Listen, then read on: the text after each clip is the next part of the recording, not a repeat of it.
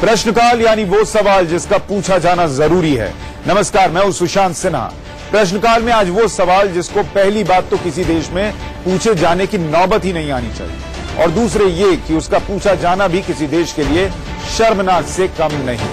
लेकिन दिक्कत यह है कि हिंदुस्तान में हमें न सिर्फ ये सवाल पूछना पड़ता है बल्कि बार बार पूछना पड़ता है। सवाल वो जो आपकी बेटी से जुड़ा है, जो आपकी बहन से जुड़ा है, किसी की पत्नी से जुड़ा है तो किसी की गर्लफ्रेंड से जुड़ा है। सवाल इस देश की हर बेटी की सुरक्षा का, घर में, दफ्तर में, सड़क पर, मॉल में, बस में, ट्रेन में, कार में, हर जगह बेटियां कितनी सुरक्षित हैं, जरा पूछिए और सोचिए। चंडीगढ़ में वर्णिका के साथ जो हुआ, क्या वैसा रोज दिल्ली और नोएडा और दूसरे शहरों में नहीं हो रहा? मुंबई में जो मॉडल से हुआ, गुड़गांव में जो लड़की के साथ हुआ, वो बंद कब होगा? आज प्रश्नकाल में एक वर्णिका का दर्द नहीं, बल्कि हिंदुस्तान के अलग अलग हिस्सों में मौजूद तमाम बेटियों का दर्द सुने सरकारें। बेटियों का ऐसा दर्द जिसके बारे में सुनकर ही दिल दहल सा जाता है। फिर जिसके साथ ऐसा हुआ होगा, सोचिए उसका क्या हाल हुआ होगा। सबसे पहले उत्तर प्रदेश के बलिया की एक स्टोरी देखिए। बलिया उस निर्भया का जिला है जिसके साथ दिल्ली में जो हुआ, उसके बाद यह माना गया कि शायद ये देश की बेटियों के लिए टर्निंग पॉइंट हो। लेकिन तारीखें बदली, साल बदले, हालात नहीं बदले।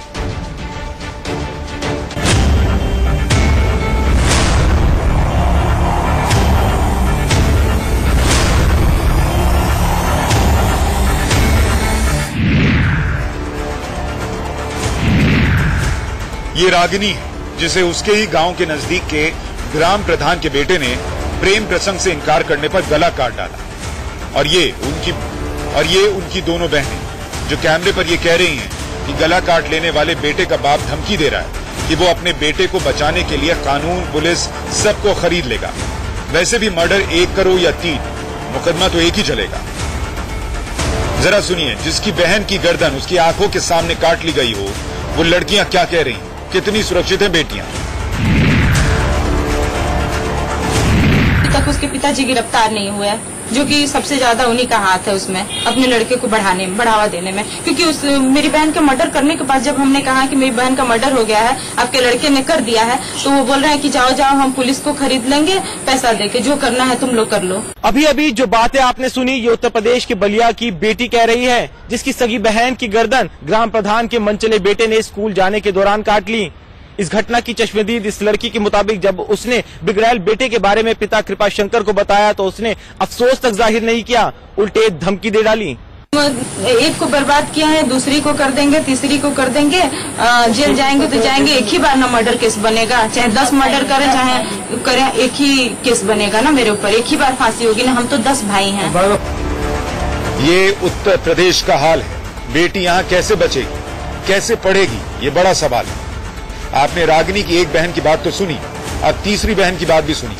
वो भी घटना और पूरे मामले की चश्मदीद है।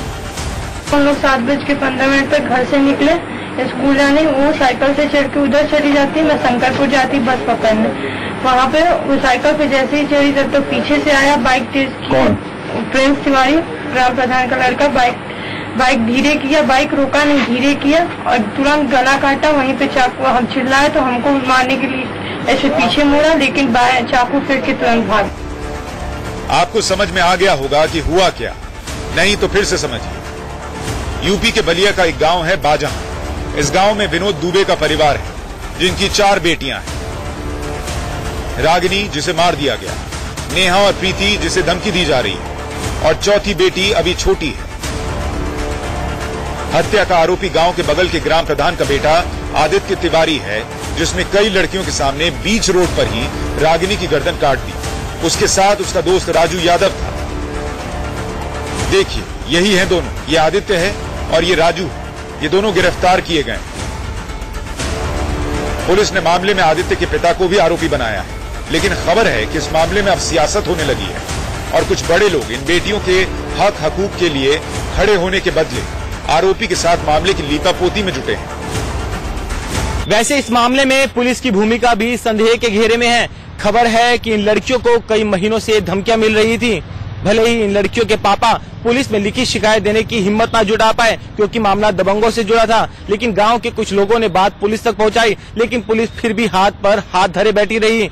उस दिन भी समय पर नहीं पहुंची, जब स्कूल जाने के दौरान इस लड़की की बीच सड़क पर गर्दन काट ली गई। 10 बार 100 नंबर पे मैंने ट्राई किया, हॉस्पिटल में जब मैं लेके गई थी उसको, और किसी ने कहा कि 181 नंबर पे कॉल लगा, उस पे भी हमने कॉल नहीं लगाया। जितना वायरल होता है व्हाट्सएप पे कि योगी का नंबर है, ये मोदी का नंबर है, हमने सारे नंबर पे कॉल किया, लेकिन किसी भी नंबर पे कोई भी फोन नहीं गया।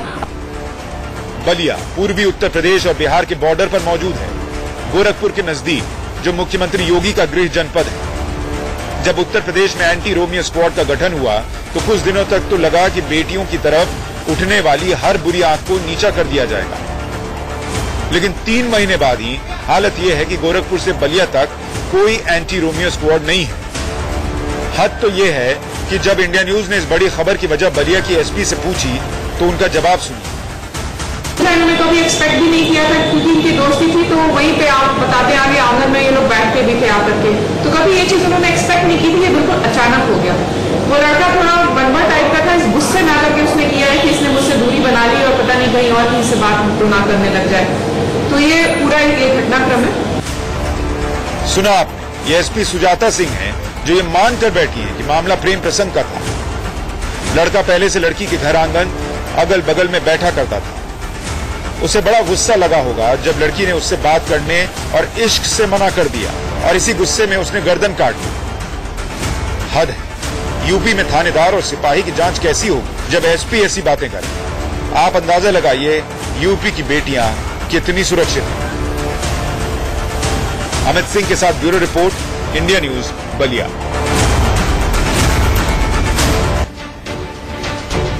तो इस देश में लड़कियां अपने हिसाब से जी नहीं सकती। अगर प्यार नहीं करना तो मना करिए तो गर्दन काट ली जाती है। यूपी के बलिया में हुए इस पूरे मामले में 5 लोगों को आरोपी बनाया गया है।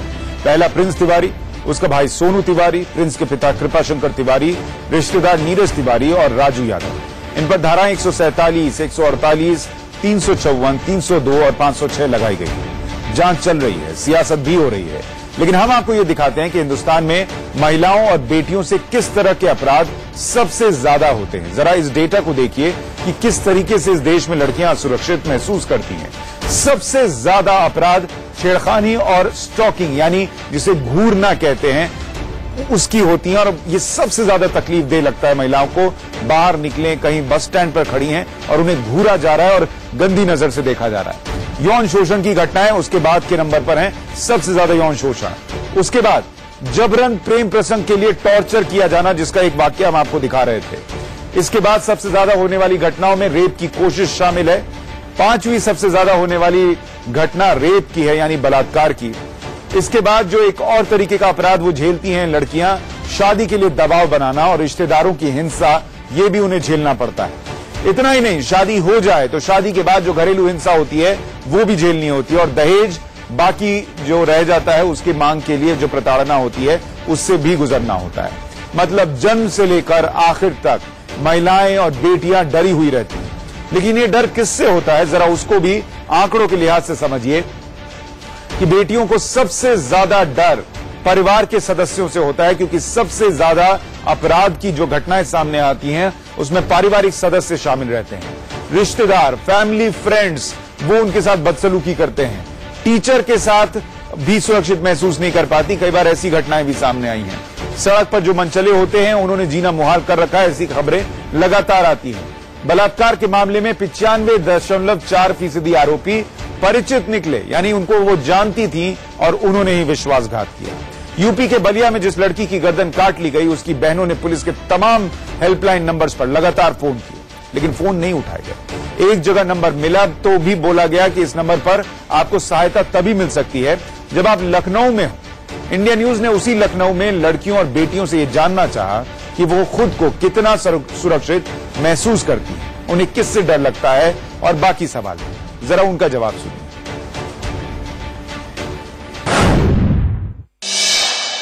हम लोगों को बहुत मतलब एक अजीब सी फीलिंग होती है बाहर निकलने में। दिन में भी डर लगता है, शाम को तो छोड़ ही दो, 7 बजे के बाद पापा मम्मी का खुद का हो जाता है कि नहीं निकलना है घर से बाहर, तो कुछ भी सेफ नहीं है, चाहे दिन हो चाहे रात हो, बिल्कुल सिक्योरिटी नहीं है। मैं घर जा रही थी कॉलेज से एंड स्कूटी से एंड 3 बाइक्स आई एंड मुझे सराउंड कर लिया एंड वो चाहते थे कि मैं रुक के उनसे बात करूं या वो मुझसे बात करें and they were like passing comments, but मैं रुकी नहीं एंड मैं चली गई।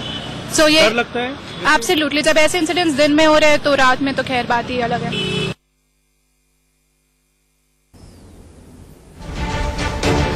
तो ये लड़कियां लखनऊ से थी, लेकिन आप देश के अलग अलग हिस्सों में लड़कियों से बात कीजिएगा तो ऐसे ही रिएक्शन मिलेगा। सवाल यह है कि बेटी बचाओ का नारा क्या सिर्फ कागज पर है?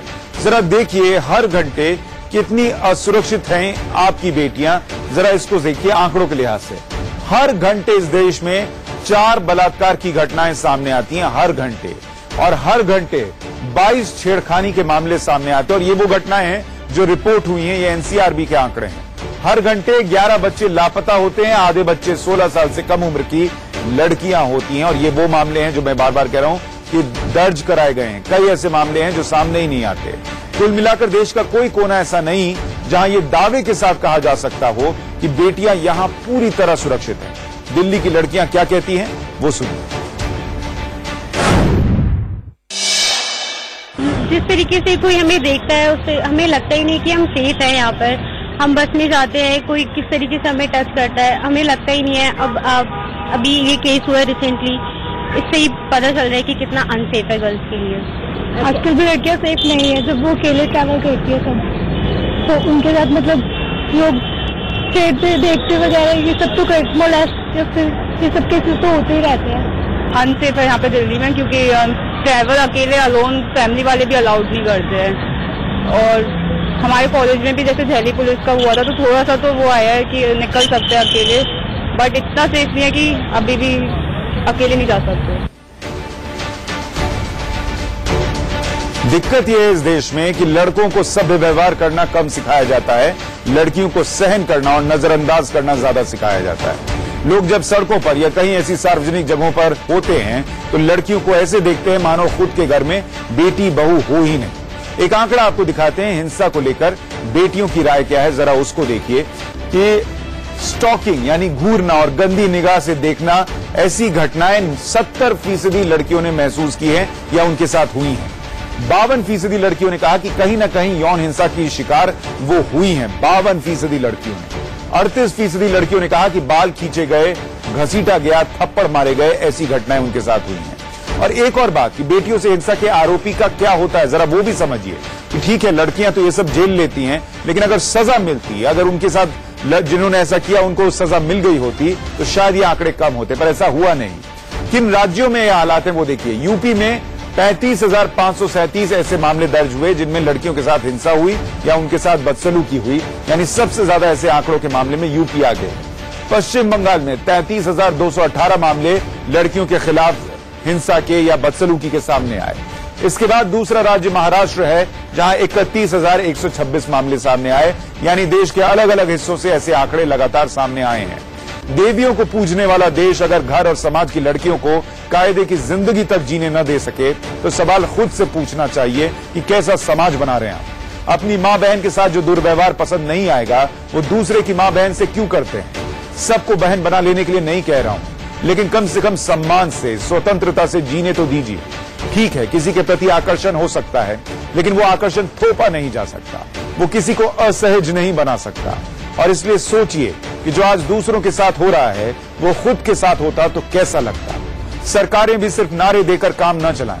मेट्रो में महिलाएं तरक्की कर रही हैं, दफ्तर जाती हैं, अपनी जिंदगी खुद चलाती हैं, लेकिन कितनी महिलाएं सुबह से लेकर रात तक बेखौफ जहां मन वहां जा सकती हैं, जैसे मन वैसे कपड़े पहन सकती हैं और जैसी मर्जी वैसी जिंदगी जी सकती हैं। सोचिएगा और खुद से पूछिएगा।